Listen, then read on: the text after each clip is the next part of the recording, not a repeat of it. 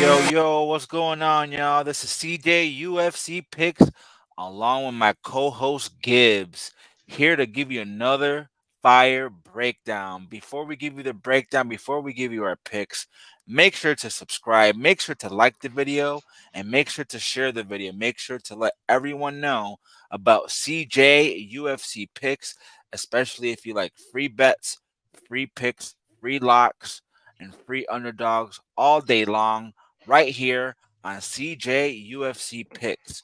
We did great, absolutely great last night for UFC 298 Volkanovski versus Taporia. That was a really good, exciting card. But tonight, we're breaking down UFC Mexico City, Brandon Royval versus Alex Moreno, Part 2. How you feel about this card, bro? Yeah, bro, I think it's actually a solid card. You got a lot of prospects. You got guys who already been proven. And yeah, man, you got a title eliminator, so to speak, in the main event. So can't be mad at it. I already made myself look stupid. His name is not Alex. His name is Brandon Moreno. My bad, guys. I'm already high.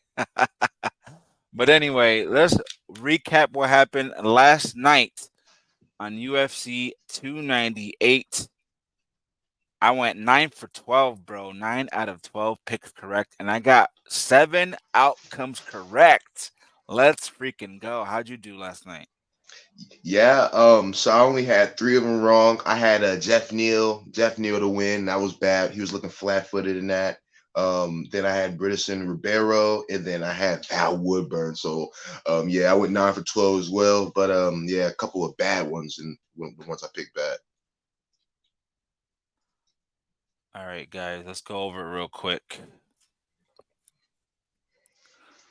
The first fight that of the night that I got correct, got the outcome correct. Maverick going over Andrea Lee. I knew that was going to happen. Andrea Lee, she's not that great. She's getting older. She might get cut probably in her next fight if she doesn't win. Maverick, she was looking impressive. She got the victory, bro. How'd you feel about that fight? Yeah, man, she was looking dominant. She just looking like she wanted to be there more than Andre KGB did. So good win. Next fight, guys. Got the pick correct. Got the outcome correct. Oban Elliott, man. He's pretty good. He's pretty decent, man. Someone that can do something in this division. We'll see. He won against Val Woodburn. Val Woodburn looked really tired after one round, bro. He's like a one round KO bust fighter. So I'm definitely gonna fade him coming down the road if he's still in the UFC. Yeah. Honestly, I thought Oban he didn't look too good in that fight to me because he got clipped in the first round, and I thought he was about to get put out because it just looked like every fight that we see him, he gets rocked, and sure enough, he got rocked again, but he found a way to muster a win. So congratulations to him. That means he's got that dog in him, bro. I will be looking to fade. I will be looking to fade that dog here shortly, though. All right, bro. Next fight, got the pick correct, got the outcome correct. Danny Barlow going over Josh Quinlan via KO in the third round. I thought he was gonna get it done earlier, but he still got that TKO win over Josh Quinlan, and he looked very impressive, man. How'd you feel about him in this fight? Man, Barlow looked extremely good, man. He was looking a little patient at first, and Quinlan was getting off a little bit, but man, Quinlan just couldn't eat all them shots from Barlow. That left hand of God's real. Next one, bro.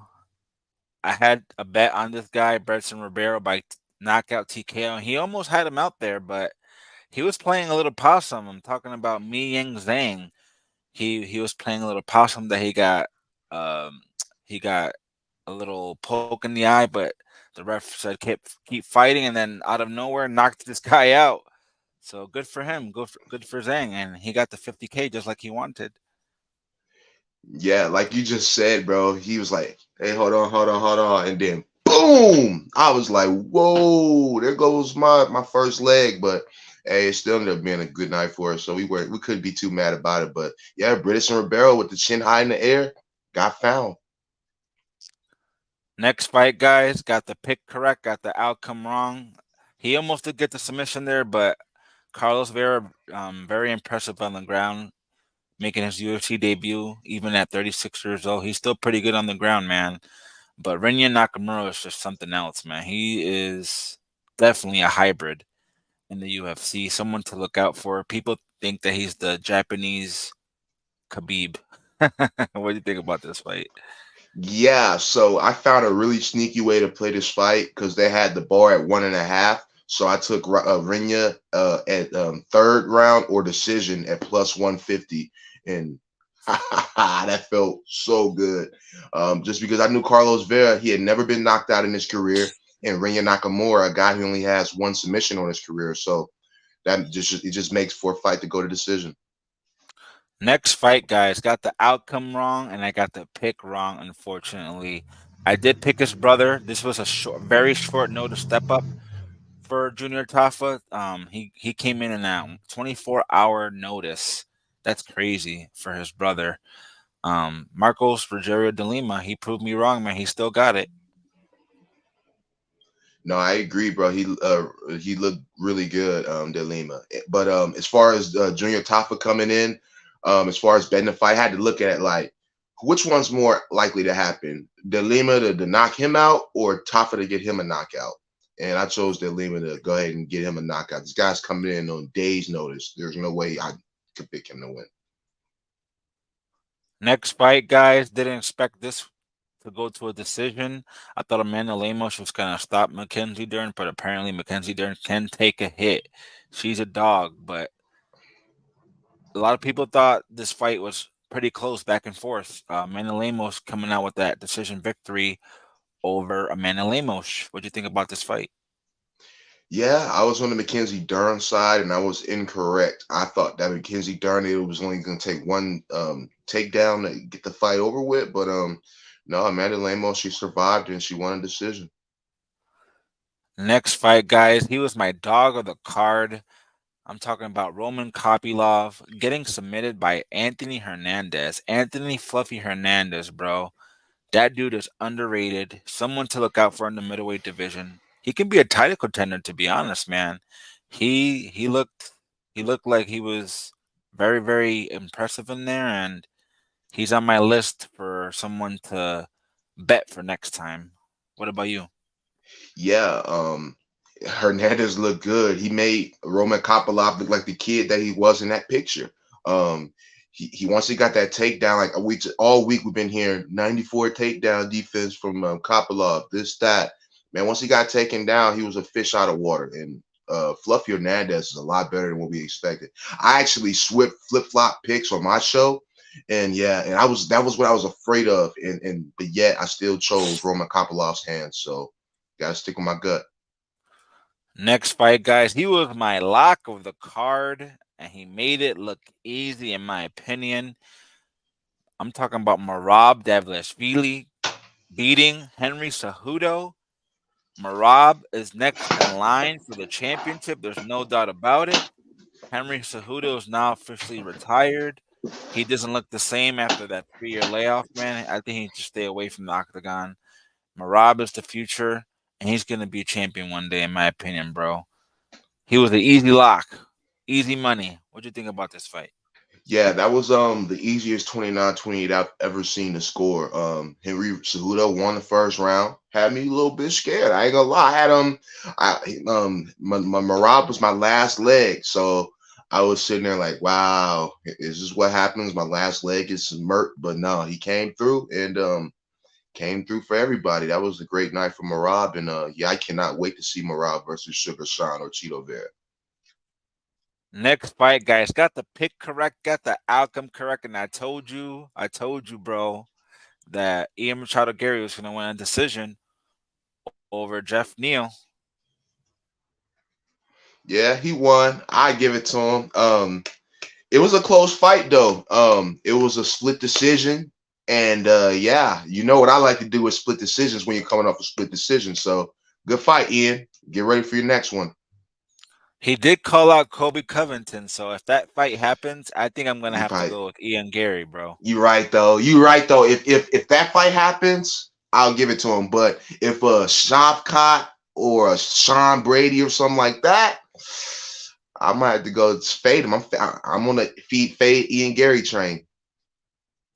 You still fading him. I knew you hated him, bro. I knew you hated him. Next fight, got the pick correct, got the outcome correct. He was part of that lock parlay that we gave you guys with Marab. I'm talking about Robert Whitaker winning against Paulo Costa.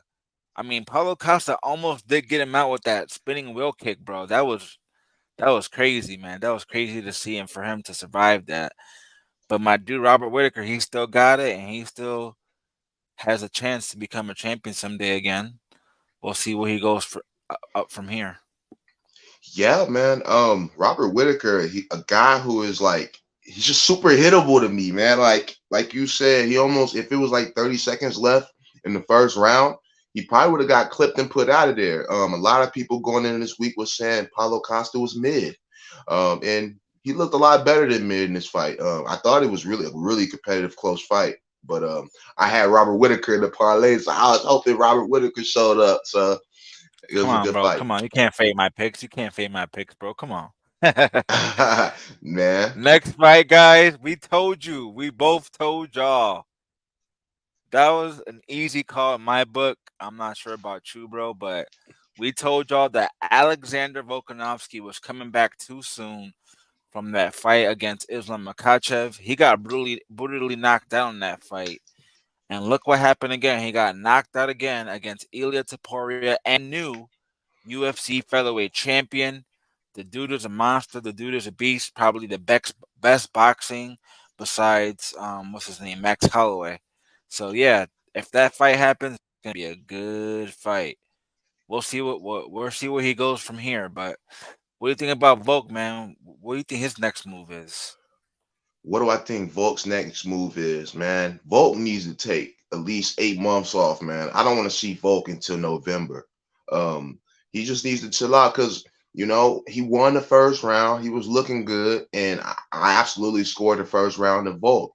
But then he went back to what he was doing against Islam. He just got caught staring, and he ended up getting knocked out. It was disgusting because I ain't gonna lie, I was watching the fight with my brother, and I'm like, oh, here it is, and then boom, I'm like, knockout. So I was 8% confident on that. That was damn near the lock of the car right there. That'll be the last time you see a dog tag on Ilia Topuria. Bro, that was a great hit for us, bro. That was a great call on our part. And as you can see, 9 out of 12 correct, 5 outcomes perfectly, scored pretty well on typology.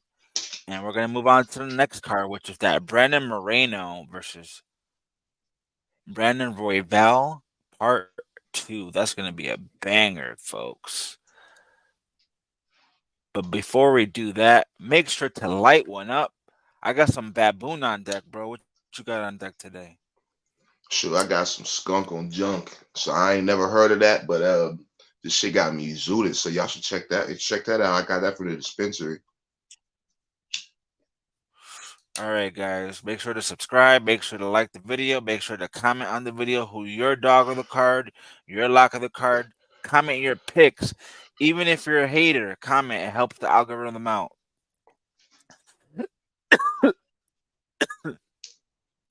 Excuse me.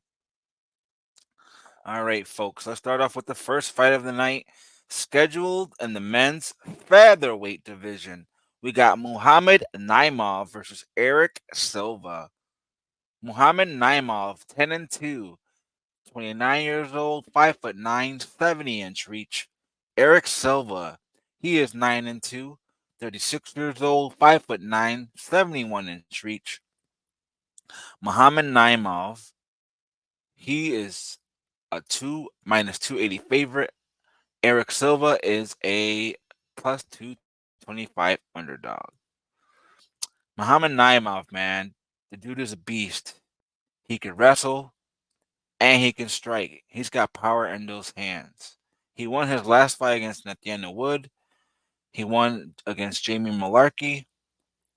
And this is his third fight coming into the UFC. Erik Silva lost his last fight against TJ Brown, an old ass TJ Brown. And that was about a year ago. And he won against Anvar Boynazarov in the Contender Series. So this is his third fight in the UFC, or her second fight because Contender Series doesn't really count. I think this is a very easy call, to be honest. Muhammad Naimov is much better everywhere the fight goes, in my opinion, than Erik Silva. I think the line is justifiable. I mean, it's a little bit juiced, but you can throw him in the parlay. The dude is younger, faster, stronger, and more powerful. So this is an easy call. He's one of my locks on this card. Give me Muhammad Naimov all day, inside the distance. My confidence level is a 7. What about you, bro? Yeah, I am actually on the Naimov side as well. Um, so like you said, he's absolutely juiced in this matchup. But Eric Silva, a guy who's not that good. He has power in his hands. I'll give him that. But a guy Naimov who's never been knocked out in his career doesn't intend on getting knocked out in this one. Eric Silva, he has good submission. I would say he's probably the better submission artist in this fight. Um, but I gotta give the cardio to Naimov. I gotta give the power to Naimov, and he's the better wrestler. So he's just gonna be winning the minutes in this matchup, and he's just gonna be controlling the time. Make it quick and make it short because Naimov is probably gonna win this matchup 7 out of 10 times. There you go, folks. We're seeing eye to eye on the first fight. I love it. Let's go. Next fight, guys. Scheduled in the men's flyweight division, we have Victor Altamirano versus Felipe dos Santos. Victor Altamirano, he is 12 and 3, 33 years old, 5'8", 70-inch reach. Felipe dos Santos, he is 7 and 1, 23 years old, 5'7", 70-inch reach. This fight is gonna be a banger, folks. This fight is gonna be a dog fight. Both of these guys are dogs. Both of these guys go at it. Victor Altamirano coming in at plus 230 underdog. Felipe dos Santos coming in at minus 285 favorite, and I think that line is way too wide. Victor Altamirano is a problem, guys. Even though he lost his last fight to Tim Elliott, but Tim Elliott is a UFC veteran. He's seen it all. He's done it all. So he had to show the up and coming prospect what the UFC is all about. But before that, he won against Benicio Salvador. That's a solid win. He went against Daniel Lacerda. That's a solid win. He went against her loss to Carlos Hernandez and won his contender series fight against Carlos Candelario. Felipe dos Santos, he is from Chute Box de Lima, which is where Charles Oliveira trains. Losing to Manel Cop, that's not a bad loss. Winning, and that was his UFC debut. Victor Altamirano has more UFC experience. He's fought the tougher competition, and I think he has the more dog in him. Give me Victor Altamirano as my first dog of the card. He's my pick, bro. My confidence level is a 6. And I already bet him, bro. I think that plus 230 is a great line for him. So give me Victor Altamirano to win. Not sure how he gets it done. Might be a decision because Felipe dos Santos is tough, but we'll see how that goes. What do you think about this fight? Yeah, so I am actually on the same side, and let me tell you why. Victor Altamirano, a guy who has endless cardio.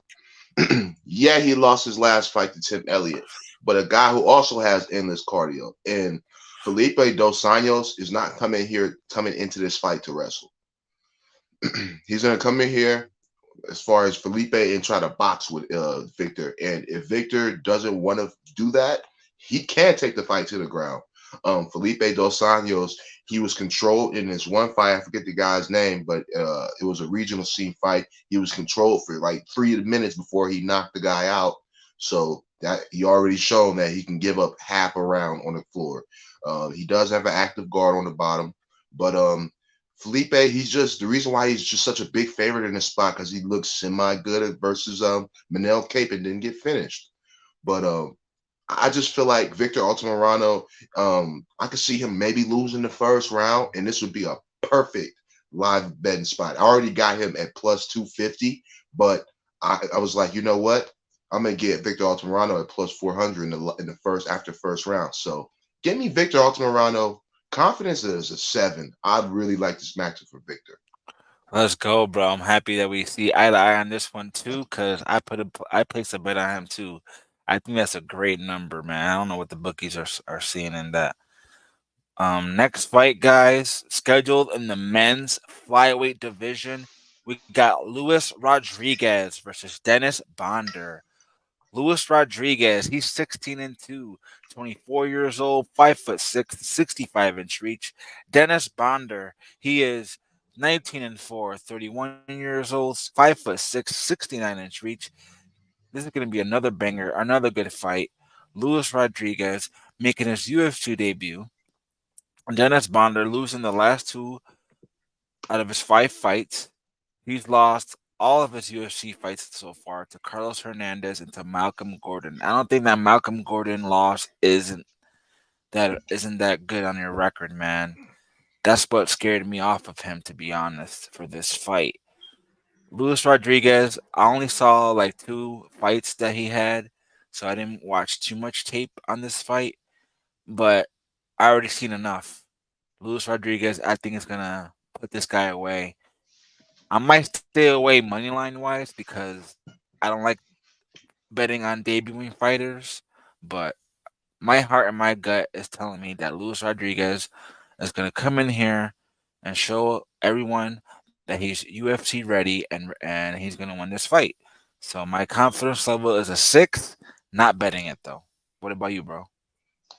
Yeah, so I actually got Luis Rodriguez at plus 110 last week. And yeah, now the line is minus 102, and Dennis Bondar is a minus 125 favorite.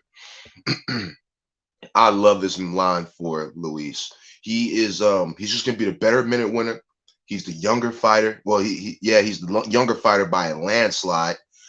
Dennis Bondar, a guy who's coming off a devastating loss to Hernandez, where he got it was a clash of heads, and then he ground and pounded him, and then he got his arm broke by Malcolm Gordon. That is not a win you want to have on your record. A loss you want to have on your record. Shit, or even a win for that matter. But yeah, and then you better yet you lost to him. So Luis Rodriguez, a guy who's super well rounded. He can beat you winning minutes. He can beat you, submit you, and he can beat you with a knockout. A guy like this is just this line's off. Folks, minus if you can still get him at minus one anything, minus 110, minus I would take this line. He's not losing this fight. I promise you he's not losing this fight. Mark my words. Let's go. So far, bro, we're saying eye to eye on the whole card so far, so that's good. I was surprised. I was like, okay, Altamirano, we lined up there. I was like, okay. You already know, bro. You already know. I did my homework on this card. Next fight is scheduled in the men's lightweight division. We have Claudio Puelles versus Faraz Ziam. Claudio Puelles, he's 12-3, 27 years old, 5'10", 72-inch reach. Faraz Ziam, he's 14-4, 26 years old, sorry. He's 6'1", 75-inch reach. And this fight is very interesting. This fight is very, very interesting, guys. Claudio Puelles, he lost his last fight to Dan Hooker, but Dan Hooker is a UFC veteran and he can pretty much hang in there with the best of them. So that's an excusable loss. But before that, the dude was on a tear, winning against Quay Guida, winning against Chris Gruzamacher, winning against Jordan Levitt and Marcos Mariano. I don't think he's in the UFC anymore, though. Faraz Ziam winning against Jai Herbert, Michael Felglak, and losing to Terrence McKinney, winning against Luigi Venturini, and winning against Jamie Malarkey. So these guys have fought similar competition, but Claudio Puelles did fight the tougher competition with Dan Hooker on his record. So this is going to be a closer fight than the number says, guys. I don't think that Faraz Ziam should be a minus 225 favorite. I think there should be more of a pick 'em, to be honest. but I did pick him to win. I think he's gonna pick win by decision. This is gonna be a close fight. Claudio Puelles is a tough bastard, and he's pretty damn good on the ground with submissions. But for as I am, I think just somehow, some way, he's gonna pull out the victory. Split decision is my guess. My confidence level is a 5. Not betting the fight. Yeah, so this is absolutely a no bet spot for me as well. I just want to watch this fight as I guess a fan. Might be playing the game while I'm watching this fight. You never know. But honestly, this fight is really spot up for Fires Ziam. Fair Ziam is really he's just one of them guys who cannot get taken down like everybody thinks he can. The only time we've really seen him get taken down and stopped was in that T Rex fight, and that was kind of crazy. I'll give him that. But we just seen Claudio Puelles whenever he can't get the fight to the ground, he just looks like a fish out of water. Yeah, when he fought Dan Hooker, the same stylistic fight right here, a tall striker, and one could say Ferris he doesn't have the more power, but one could say he's the more technical. You know, Dan Hooker tends to start brawling, so I just feel like this is just gonna be a spot. Time's ticking away. Claudio's being real thirsty for a takedown, and he's trying to Aminari roll, trying to get the knee bar, but Ferris just gonna be seeing it from a mile away, and this fight's gonna look like a minus 200 after the first round. So we're saying eye to eye so far on this card too. Let's go, bro. Let's go. I love it, man. I love it. All right. Next fight, guys.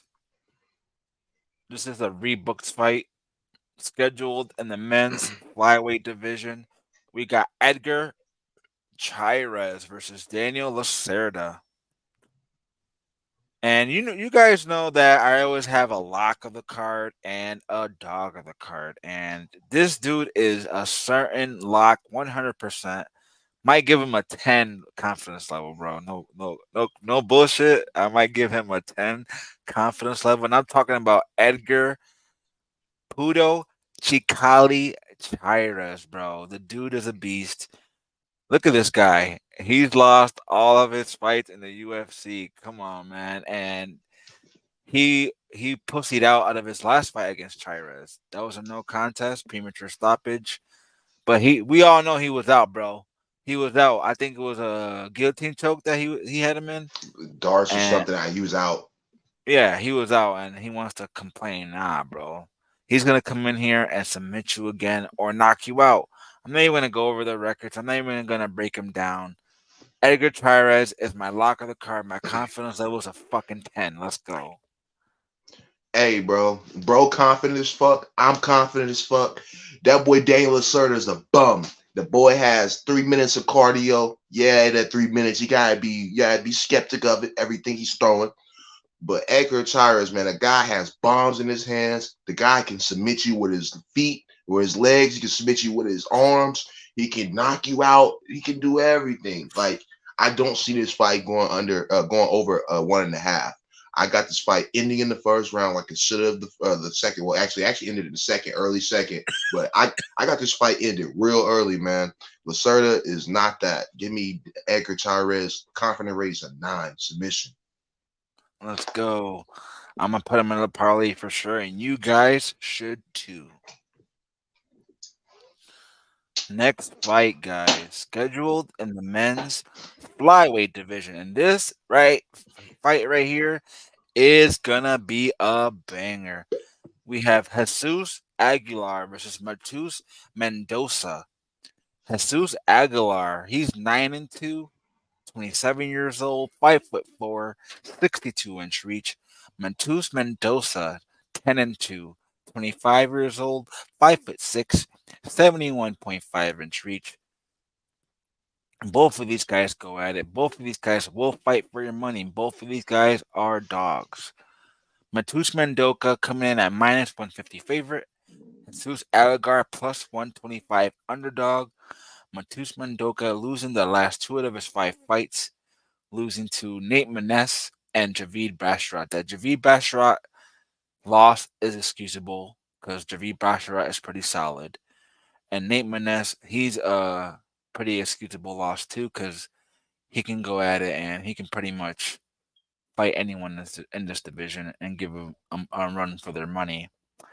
Jesus Aguilar, though, winning the last four of his five fights, winning his last fight against Shannon Ross, losing to Tsuda Taira, and winning his contender series against Erison Fiera. But I don't think he's going to win this fight, guys. I honestly don't. I think Mateus Mendonça is going to bounce back from those two losses because he knows that his job is on the line. He knows that if he doesn't win this fight, he might get cut from the UFC. So give me Mateus Mendonça, the more hungrier fighter, the Brazilian, to stop the Mexican here, and this should be an exciting, fun fight. I'm not sure if I'll bet it though, because I am nervous. Because Aguilar is pretty damn good. I've seen him tape and I've seen him fight. He can submit you and he can knock you out. So I'm staying away. But I think Mateus Mendonça is gonna bounce back. My confidence level is at 5.5 out of 10. Yeah. As I pull these stats up, I'm actually on the Jesus Aguilera side, and let me go ahead and tell you why. So Mateus Mendoza, he is a real. He honestly, to be nice, to be nice, the guy doesn't have the best IQ. So he was playing with a leg lock with Nate Maness, and he was just playing around with him. And as he gets his head pounded in, um, he just sat there, just got his head pounded in, and he ended up getting knocked out. And then versus Basharat, he just played his fight. So this is a guy coming up from flyweight. Now he's a bantamweight. Um, well, yeah, and so no, he was a bantamweight going down to flyweight. He's just not. He hasn't looked good since coming down. Jesus Aguilar, a guy who has bombs in his hands, a guy who does not play around with his food. He has great jujitsu. He's the better minute winner in this spot. Um, I love. I ain't gonna say I love. I like Mendoza. He's a good guy. He's a good kid. I like listen to him in his interviews. He gives back to his community. But Jesus Aguilar, man, we're in Mexico City. It's the Mexico City card. He got that Mexican spirit. It's gonna be Jesus Aguilar, man. Okay, all right. I'm staying away from this fight, bro. It's just a little sketchy to me. But we'll see what happens, bro. I just think this fight doesn't go the distance, though. That's the bet to make. Next fight, guys. Scheduled in the men's bantamweight division, we have Cristian Quiñonez versus Raoni Barcelos. Cristian Quiñonez, he is 18-4, 27 years old, 5'8", 70-inch reach. Raoni Barcelos, he is 17-5, 36 years old, 5'8", 72-inch reach. Cristian Quiñonez coming in at plus 145 underdog. Raoni Barcelos minus 175 favorite. Cristian Quiñonez winning the last four of his five fights, losing his last fight to Kang Hong Kang, winning against Khalid Taha, and winning his contender series fight against Long Xiao. Raoni Barcelos losing the last four out of his five fight, guys, and he's coming in at minus 175 favorite. That's crazy to me. The only reason I think he would be a favorite in this fight is because of his experience. He's got more UFC experience. He's lost to Kyler Phillips, losing to Omar Nurmagomedov, winning against Trevin Jones, losing to Victor Henry, and losing to Tamir Valiev. And I think he's going to lose this fight, guys. Cristian Quiñonez is my dog of the card for UFC Fight Night Mexico City. I'm telling you guys, this guy is a problem. That's why his nickname is Christian Problema Quiñonez. He's got that Mexican fighting spirit. He's got a chin. He can knock you out. He can submit you. And he's pretty decent on the ground as well. He's 27, almost 28 years old. So he's still young. He's still evolving. And Raoni Barcelos, 36, almost 37 years old, guys. losing the last four of his five fights, that's not a good look. That's a red flag. I think that plus 145, I got him at plus 155 when the line first came out. So let's go. The line's moving. You already know what to do. Christian Quiñonez, confidence levels a 7. That's my dog of the card, bro. Let's go. So yeah, this is actually a crazy fight here. You got Ronnie Barcelos, a guy who's used to losing. He's accustomed to losing at this point of his career. Um, a guy who came in, he's been in the UFC for a while. Whenever this fight comes on, whenever they show his highlight reel, all these highlights are gonna be from the 2019s. It's gonna be old highlights. Christian Quiñonez is a guy who is a problem. He has dynamite in his hands. Um, but I guess the reason why they can say he's the underdog in this matchup is because if he's not able to get the knockout, he's going to be losing in minutes because Hani Barcelos is the more active fighter in this battle. But guess what? He's 36 years old. He'll be 37, not even by the summertime. The young gun, he's hungry, and he's from Mexico, and he got problems. He got big bombs in his hands. I'm going with Christian Quiñonez by knockout. I got it in. I got it plus 155 as well. I think me and my guy actually put that in at the same time. But Yes, sir. yeah, I think this is gonna be a bad matchup for Hani Barcelos. We've already seen him knocked out by we've seen him knocked out by Umar Nurmagomedov, and then once again, then he got controlled by Victor Henry. That was a bad loss. I was like, what? So, honest to God, truth, I got Christian Quiñonez. I know Christian Quiñonez lost to Kanyo Kang in that last one, but that was, that in this fight when he's not going to have to worry about rear naked chokes. Give me Christian Quiñonez. Absolutely. Let's go, bro. I'm excited. I'm excited that we got that line, bro, because that line is moving. Yeah, no, I agree. The next fight, guys, is on the main card. Scheduled in the men's lightweight division. We got Manuel Torres versus Chris Duncan. This is going to be a very good scrap. Manuel Torres, he's 14 and 2, 28 years old, 5'10", 73-inch reach. Chris Duncan, 11 and 1, 30 years old, 5'10", 71.5-inch reach. This is like a pick 'em right here. We have Manuel Torres coming in at minus 115 favorite. Chris Duncan a minus 105. It's even, bro. It's pretty much a pick 'em. Manuel Torres, bro, El Loco, coming in from Mexico. They're in Mexico City. He's got home field advantage. I think he's got the speed advantage and cardio. Chris Duncan might have a little bit more power and accuracy, but I like the home field advantage here for Manuel Torres. I don't think he wants to lose in front of his home crowd here, guys. I think he's going to come in there, give it all he's got, and give Chris Duncan some problems in this fight. Might go to a decision because both of these guys are both durable. They're both on a good winning streak, and I give it to whoever picks this fight correct. I give it to him, but I'm going with Manuel Torres just because of the home field advantage, and just because he's got more speed and better cardio than Chris Duncan does. So give me Manuel Torres. My confidence level is like a 5. I'm staying away from this fight. I might bet the over though. We'll see what happens. Who you got in this fight, bro? Yeah, so like you said, bro, this is a very bizarre fight because for me for sure. Because a guy in Chris Duncan, every time everybody thinks he fight is gonna end inside the distance, it goes the distance. A guy in Manel Torres, pretty much he stops people. Like that Nicholas Mota elbow, the front elbow, that was one of the nastiest elbows I've ever seen in my life. Like he had the guy almost, he was out.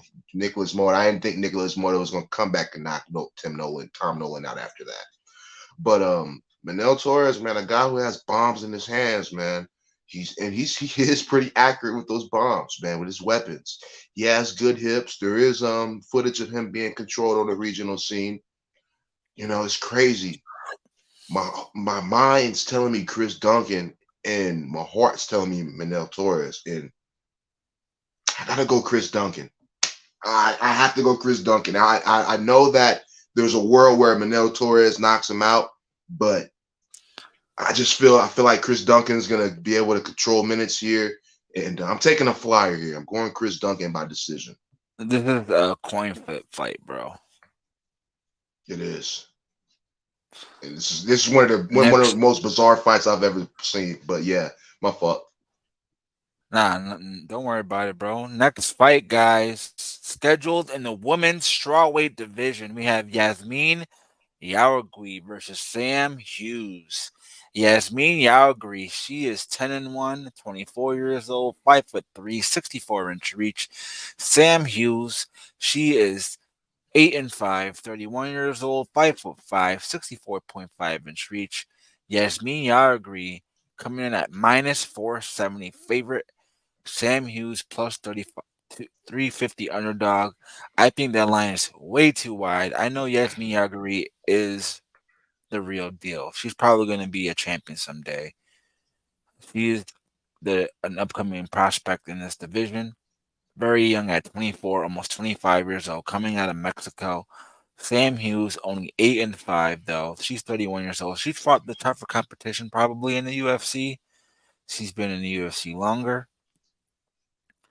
Um, but Yasmin Yargri did lose to Denise Gomes her last fight. But before that, she was on a tear. This is only her fourth UFC fight, so we know that Sam Hughes fought the tougher competition, and she has more experience. But I think that Yargri is gonna bounce back here, guys. I think she's gonna show everyone she's the next up and coming prospect in this division. Someone to look out for. Yasmin Yargri probably gonna win either by knockout or decision. I'm not gonna bet women's MMA anymore. I'm just gonna bet props here. I'm gonna bet the over 1.5 because I think Sam Hughes can lose by knockout. Who do you think is gonna win this fight? Yeah, so I am on the Yasmin Uregi side. So we got the fight on the main card, Yasmin Uregi versus Sam Hughes. Who we on the main card for? Yasmin Uregi. She's the young, hot prospect. She did get clipped in her last one versus Denise Gomes, which I bet Denise Gomes at plus 300 because that line was indeed off. Um, I feel like Sam Hughes, a chick that kind of got fed to the wolves here. This wasn't a girl that the UFC was trying to put their money into. They wanted Sam Hughes to lose, but there's been a lot of spots where she's mustered wins. She's been an underdog in every fight in the UFC, and her record, she's 3-4 in the UFC, and she's 3-4 as an underdog. So she wins. She wins fights, man. There's been times one could say that she's the dark horse. Um, there's a world where Sam Hughes is getting Uregi to the ground, and Uregi's not able to do what she's doing because in that fight with Denise Gomes, her problem was she wasn't able to manage her distance, and Denise crashed in there, hit her with a three-piece combo in a soda, and she got clipped. So, Yasmin Regi, she has to be able to, she had to learn from that last fight because if she's not managing her distance with Sam Hughes, there's a world where Sam Hughes is just doing what she does. I have to go Yasmin Uregi, and I actually got Uregi at plus 300 early on in the week, so that line's juice now. But I'm Plus as I 300? yeah, excuse me, I got it. I got Yasmin Regi at minus 300 early on in the week, so yeah, I was nah. gonna say, damn, bro. Nah, that'd have been a robbery. But nah, it's gonna be a good fight. I got Yasmin Regi winning decision. Probably be a 30-27, 37-29, 28. But would you be surprised if she gets a knockout? I wouldn't be surprised because Sam Hughes, if she cannot get the fight to the ground, that might be way too much volatility. You're right though. You're right though because it might be too much volatility because if we're just talking, if we're gonna fight's gonna stay on their feet, man, there's no breakdown. Yazmin Reggie all day. Next fight, guys, scheduled in the men's bantamweight division. We have Raul Rosas Jr. versus Ricky Tercios. Raul Rosas Jr., 8-1, 19 years old, guys. Very young guy. You already know he came from the contender series, 5'9", 67-inch reach. Ricky Tercios, 12-3. He's 30 years old, 5'9", 71-inch reach.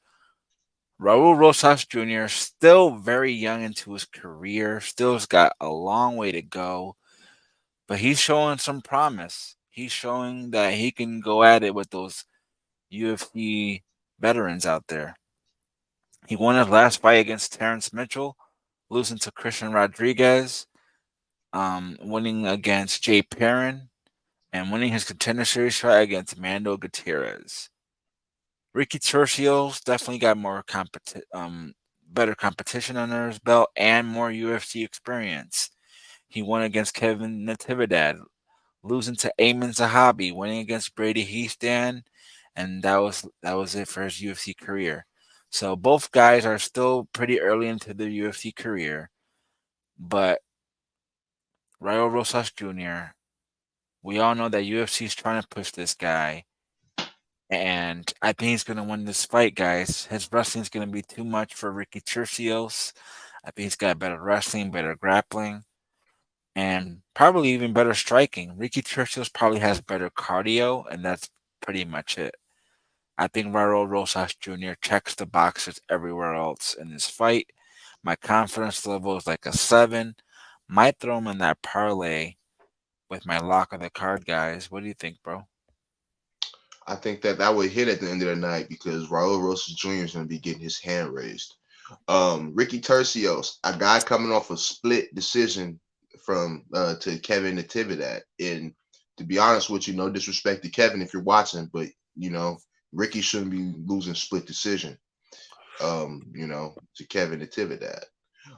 He's coming off a loss to Ayman Zahabi, where Ayman Zahabi really just showed the better IQ and showed that Ricky Tercios doesn't have good IQ because Ricky Tercios in that fight was just hitting air and it was ridiculous.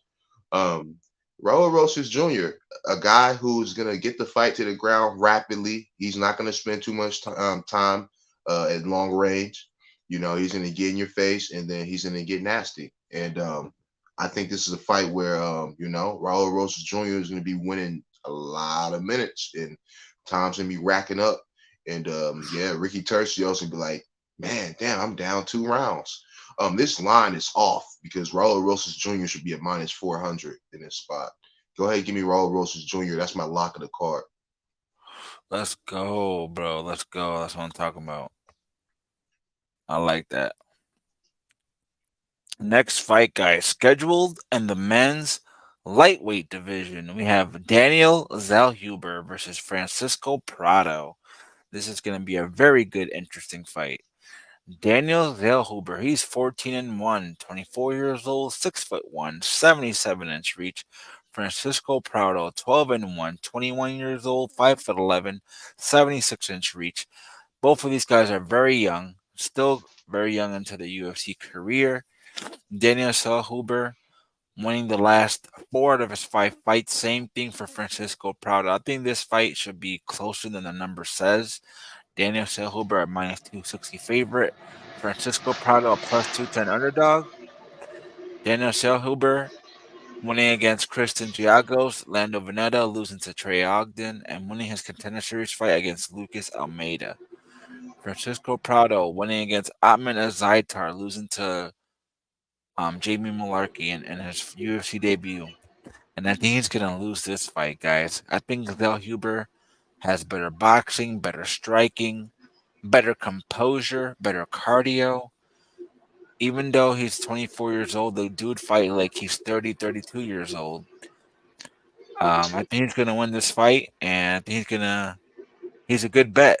I think I might throw him in a parlay, but I think the number should be closer because Francisco Prado can knock him out. We've seen Huber lose to Trey Ogden, which I mean Trey Ogden's kind of a dark horse, but I don't know, man. What do you think about this fight? Yeah, so we got Daniel the Golden Boy Zed Huber versus Francisco Prado. Francisco 12-1. I actually bet Francisco Prado versus Jamie Malarkey. I thought that he would have been able to get it done. Um, to be honest with you, I just don't think this is a good matchup for Francisco Prado. I believe that this fight's gonna look like Muslim Salikov, Randy Brown, where Francisco is just gonna be the guy trying to chase Zellhuber, where Zellhuber has the better feet. Francisco is flat-footed.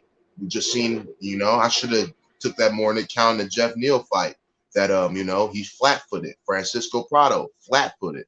So it's just gonna be he's not gonna be able to touch Zellhuber. You gotta touch him to knock him out, and Zellhuber is gonna be piecing him up, and he's just gonna be looking good, man. I have this fight to go to decision, but there's absolutely a world where Zellhuber knocks him the hell out. We'll see, bro. Next fight, guys. This is gonna be a banger. This is a rematch. This is Yair Rodriguez versus Brian Ortega in the co-main event of the evening. In the men's featherweight division, we have Yair Rodriguez, 18-4, 31 years old, 5'11", 71-inch reach. Brian Ortega, T City, 15-3, 33 years old, 5'8", 69-inch reach. Brian Ortega coming in at plus 135 underdog. Yair Rodriguez coming in at minus 165 favorite. And I absolutely love that line, folks. You best believe I picked Yair Rodriguez. He's won the last 3 of his 5 fights, and he's fought the tougher competition in my book. He is better everywhere this fight goes, better on the ground, better on the feet. He's got more output. He's tougher, in my opinion. He's got a better chin.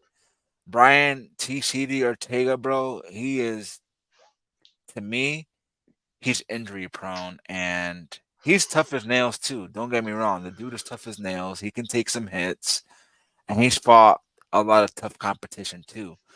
But to me, bro, it's just Yair Rodriguez.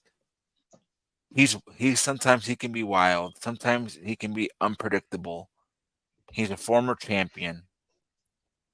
Give me Yair Rodriguez in this fight, bro. I think he's gonna win. I'm not sure if this fight is gonna go the distance, man, because both of these guys are tough. Both of these guys can go at it. Both of these guys are very good, but Yair Rodriguez is just a little bit better. And my confidence level is a 7. Definitely gonna throw him in a parlay. Absolutely, no doubt about it. What do you think about this fight? So what I think about this fight is I think that this is a bad matchup for Brian Ortega. Um, Brian Ortega coming off a shoulder injury, which he's been out since 2022, July of 2022. So, he's been out for a little bit.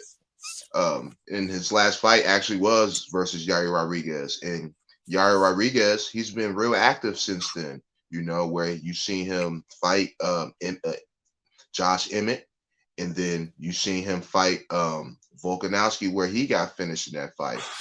It was a head clash in that fight, so it's kind of asterisk in it because the ref didn't see the headbutt. But yeah. So if we're gonna bring up just that first minute and a half of the fight versus them in the first one, Yair Rodriguez was piecing them up. He was snapping them up with that jab. He hit him up with a right cross, and in my mind, I was like, man, Brian Ortega's not going to be able to eat those many shots. And then Yair Rodriguez ended up taking him down, or I don't know what ended up happening. They had a little scramble because Brian Ortega tried to get him down, and then, he got hurt.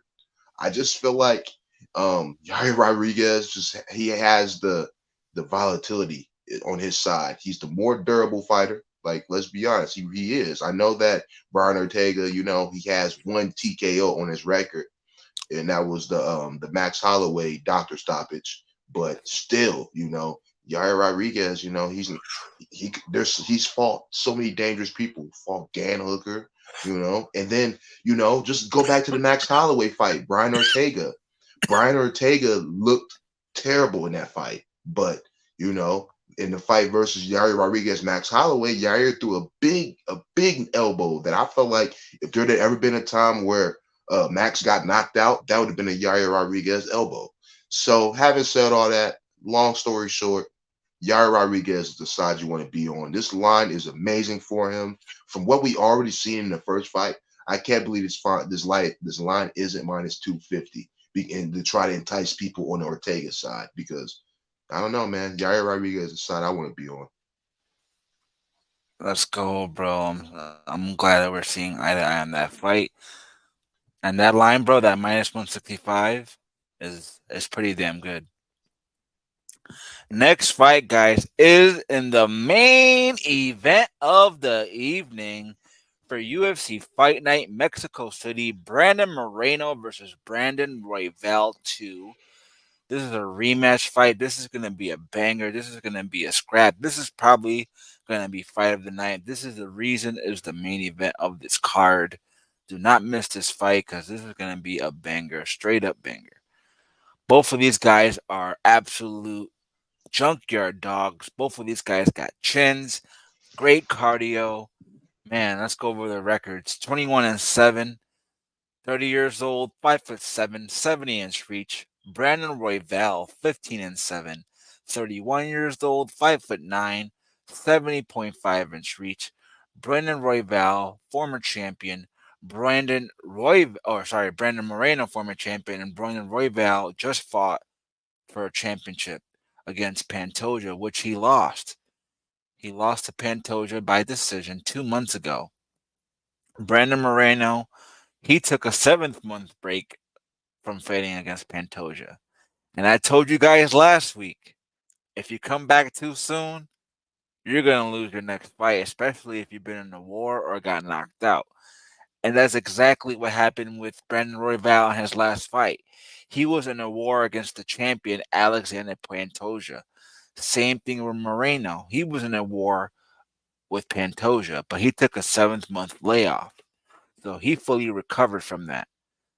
I don't think Royval has 100% fully recovered from that. I know he's a dog. He's got good boxing.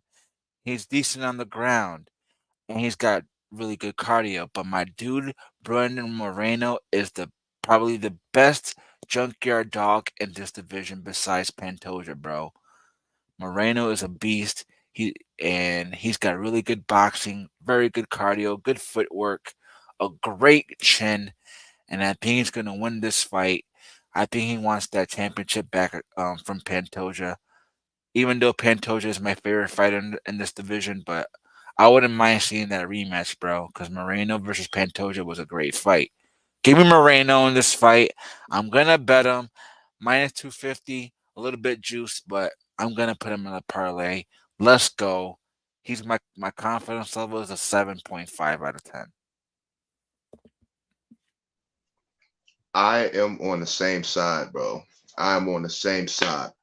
Brandon Moreno is the side I want to be on. So we had the early quick picks. We were trying to figure out who we thought was going to win. Early pick, I was on the Brandon Moreno side, the Brandon Royval side. Well, two Brandons, crazy. But yeah, I was on the Royval side. But then I digged into some tape, and yeah, man, Royval looked terrible versus Pantoja. Even on a stand up, even whenever they were on the feet, he looked terrible.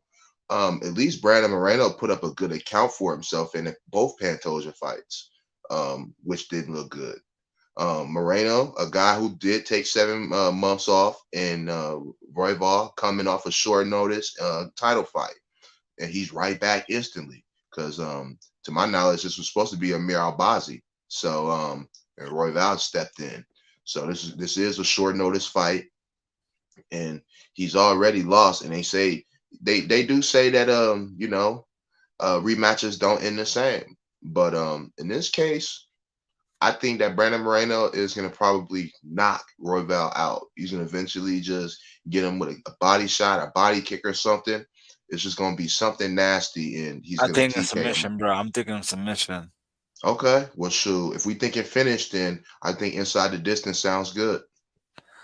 You think that's gonna be plus money? Yeah, I can see it because I could see them probably having the line at 3.5. So they probably think that you probably get plus money on a stoppage. Let's go, bro. So Brendan Moreno, yo, we're seeing pretty much eye to eye on almost every fight. There's like 2 or 3 fights we didn't agree on. That was the breakdown, guys. That was the breakdown for UFC Fight Night. Brandon Moreno versus Brandon Royval 2. That's going to be a good fight. The co-main event, Yair Rodríguez versus Brian Ortega. That's going to be another good fight. Don't miss this card. It's going to be very good from Mexico City. The next card is. Rosenstrike versus Gaziev. Oh Ah, my God. yeah, that's terrible. We're gonna do it though. We're gonna do it though, right? Yeah, we here, We bro. have to, bro.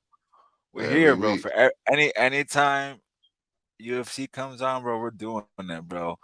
That's gonna we be a here. banger, guys. That's gonna be fight of the year. I don't care what nobody says. We'll be here for Bro, that's gonna be fight of the year. What you mean?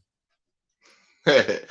Man, that fight is something, man. The card just in general is just it's just a prospect card. It's a card where we're gonna have to do some homework. Oh man, this might be the card that I might get crapped on, bro. No bullshit. It's some good battles though, I must say. You know, I'm looking at it. I like I think let me do some early leans. I'm uh going with Chris Leroy Duncan. I'm going with Luik Rotzhabov. I'm going with Brendan Murat. I'm going with Javi Brashara. This is no tape, guys. No tape. Early leans. I'm thinking about Vinicius Oliveira, maybe. Um, Ludovic Klein. I like Ludovic Klein. I think he's gonna win that fight. Umar Nurmagomedov, gotta go with Umar in that fight. Steve Urseg, picking Steve. Damn, bro, that Alex Pereira, Muhammad Makayev, that's interesting, bro. I don't know. I might have to skip that one and give you guys that pick because Muhammad Makayev is good, but he's a little sus to me, bro. I might have to fade him soon. I don't know if it's gonna be this fight though. I don't know. I gotta do some tape. I'll get back to you on that. Got a Eric Anders automatic pick because Jamie Pick is trash. I'm going with Vitor Petrino, and I'll probably pick Shamil Gaziev, bro. sounds good to me. So I ain't gonna lie. It's so much shit. I'm like, yeah, I don't even know. I gotta dig into some shit. That card is iron. I might stay away from every fight. Not just joking, bro. We definitely gonna break that card down, guys. But thanks so much for joining us. Still got a little clip left from the smokesters. I don't know if you guys see it. It's right there. You already know. Subscribe to the video, subscribe to the channel. Make sure to check my dude Sports Fanatic Gibbs out. He does videos on his channel. He does breakdowns as well. So make sure to give him a like, give him a sub. Make sure to check us out here each and every single week. Free picks, free bets, smoking on fireweed. We're going to give you another 9 or 10 picks correct. I guarantee it, guys. We're going to take over 2024.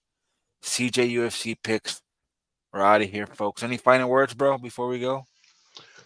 So I noticed that you're almost at 600 subs. Get my man CJ at 600 subs, man. Quit playing with my guy. I'm actually almost at 100, so get me there too. CJ, what's your take on UFC 300, my man? The main event? The main event. What's your take on it? I think Alex Pereira is gonna win that fight. Okay, Let's okay, go. okay. Yeah, they just announced it, so I was just like, I okay. think Max Holloway is gonna win too. Oh, interesting. I'm He's a surely think dog, bro. he is a dog, but I just feel like he's too hittable. He's too there to be hit for Gaethje. Yeah, but he's never been knocked out. No, I'm not. Ever. I never say he's gonna get knocked out. I'm just saying that's the only way I think he can win. Justin Gaethje. He get wrestle, but he don't use it, bro. He don't use I it. He's gonna knock him out. He's gonna knock Max out. It's I not don't gonna be know. it's not gonna be like a it's not gonna be a knockout. It's gonna be a Josh Quinlan too much damage. Yeah, you're right, cause he doesn't wear damage too well. Yeah, man, he's gonna get fucked He's up. But got he's got a lot of scar tissue. exactly, and I love Max, so I'm just a big Max fan. So I'm just like, eh. But hey, man, we gonna talk off air. Like you said, man, we appreciate everybody for tuning in because hey, man, Absolutely, absolutely. Thank you guys so much for supporting us. Keep subscribing, keep sharing, keep telling everyone about CJ UFC picks. Make sure to check my dude out, Sports Fanatic Gibbs, and we're here next week for that Shamil Gaziev. I already forgot who else is fighting him. Rosenstrike. Rosenstrike fight. That's gonna be the fight of the year, guys. We're out of here, folks.